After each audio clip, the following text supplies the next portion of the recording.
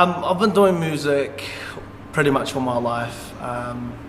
At the early age of 4 years old, Mum got me up, led me by the hand, I remember it so clearly, and she put me with the church choir, and I've been singing ever since. And for me, it was kind of a thing. Being in church or being a pastor's kid was always, you had to do it. You had to be in the band, you had to do all of these things, and I guess it kind of just taught me just discipline, I guess, in music and what I was doing, but I never really had a true relationship with God.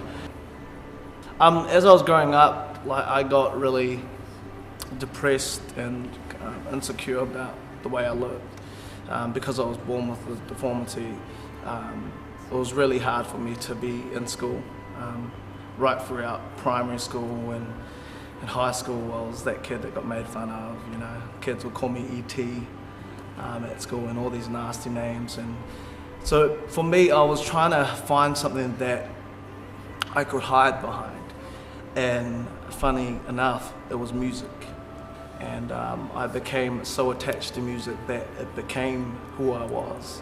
And so growing up, you know, playing at pubs and playing at parties was my thing. Everybody kind of knew Omega, the singer in the band that I was a part of. So it was something that I was really close to. It got to a point where it kind of took its toll, where I just felt like people weren't really knowing me for who I was. They just knew me of being the singer, and deep down inside, my personal life was falling to bits because I was thinking, man, people only know me as this, but not wanting to know me for who I am. And I guess I really struggled with that, which came to a point when I was 15 years old, and I was sitting at home. It was Christmas Day. And my parents were working that day, and my brother and sister were overseas, and I remember just crying on the couch, just crying and calling out to God, like, why have you done this to me? Like, why was I born like this? And I feel so lonely and so insecure. And that Christmas Day, I was gonna commit suicide.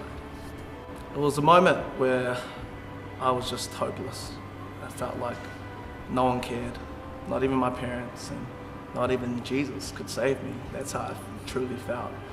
And I said to God, you know, God, if you're real, if you are real and that you love me as much as we sing in church about the joy in your love, I need you right now. And amazing thing happened is that he called out my name and said, Omega, I love you. And I care for you, and I'm here for you. And the peace of God just overcame me. And I recommitted my life to Christ and got on the journey again at the age of 15. And to be honest, it's been up and down, you know.